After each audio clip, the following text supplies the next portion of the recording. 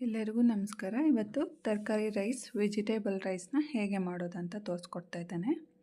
ಮೊದಲಿಗೆ ಕೊಬ್ಬರಿನ ಈ ರೀತಿ ಸಪ್ರೇಟಾಗಿ ನಾನು ನುಣ್ಣಗೆ ಮಾಡ್ಕೊತಾ ಇದ್ದೇನೆ ಮಿಕ್ಸಿ ಜಾರ್ನಲ್ಲಿ.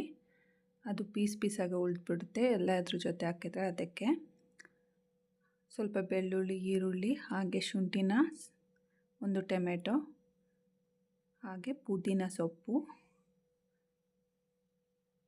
ಸ್ವಲ್ಪ ಕೊತ್ತಂಬರಿ ಸೊಪ್ಪು, ಮೆಣಸು, ಚಕ್ಕೆ, ಹಾಗೆ ಲವಂಗ, ಈ ಮೂರನ್ನು ಸೇರಿಸ್ಕೊಂಡಿದ್ದೇನೆ. ಸ್ವಲ್ಪ ಗಸಗಸೆ, ಖಾರಕ್ಕೆ ಖಾರದ ಪುಡಿ ಯೂಸ್ ಮಾಡ್ತಾಯಿದ್ದೇನೆ.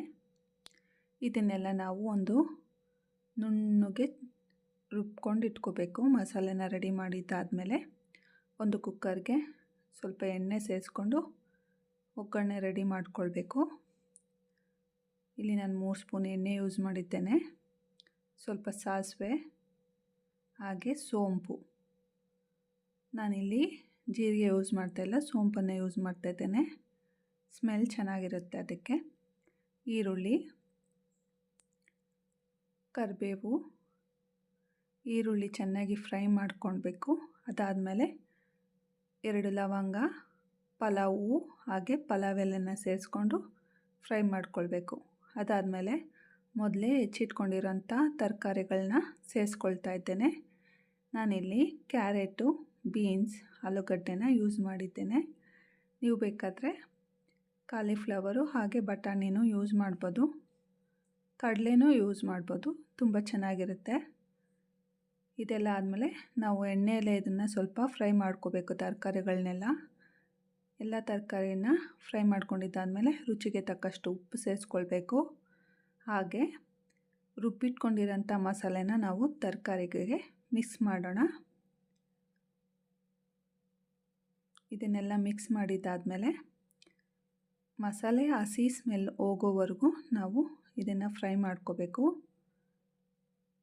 ಇದನ್ನು ಚೆನ್ನಾಗಿ ಫ್ರೈ ಮಾಡಿಕೊಂಡು ಒಂದು 5 ನಿಮಿಷ ಫ್ರೈ ಮಾಡ್ಕೋಬೇಕು.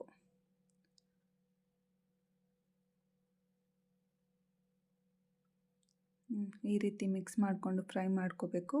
ನೋಡಿ, ಈ ರೀತಿ ಒಂದು 5 ನಿಮಿಷ ಬಿಟ್ಟ ಮೇಲೆ ಈ ರೀತಿ ಆಗುತ್ತೆ. ಅದಾದಮೇಲೆ ಮೊದಲೇ ತೊಳೆದಿಟ್ಕೊಂಡಿರೋಂಥ ಅಕ್ಕಿನ ನಾನಿಲ್ಲಿ ಸೇರಿಸ್ಕೊಳ್ತಾ ಇದ್ದೇನೆ. ನಾನಿಲ್ಲಿ 3 ಜನಕ್ಕೆ ಆಗೋಷ್ಟು ಪಲಾವ್ ಮಾಡ್ತಾ ಇರೋದು. 3 ಚಿಕ್ಕ ಲೋಟ ಅಕ್ಕಿನ ಯೂಸ್ ಮಾಡಿದ್ದೇನೆ. ಅಕ್ಕಿನ ಚೆನ್ನಾಗಿ ಮಸಾಲೆಯಲ್ಲಿ ಮಿಕ್ಸ್ ಮಾಡಿದ್ದಾದಮೇಲೆ ಎಷ್ಟು ಬೇಕೋ ಅಷ್ಟು ನೀರನ್ನು ಸೇರಿಸ್ಕೊಳ್ಳಿ.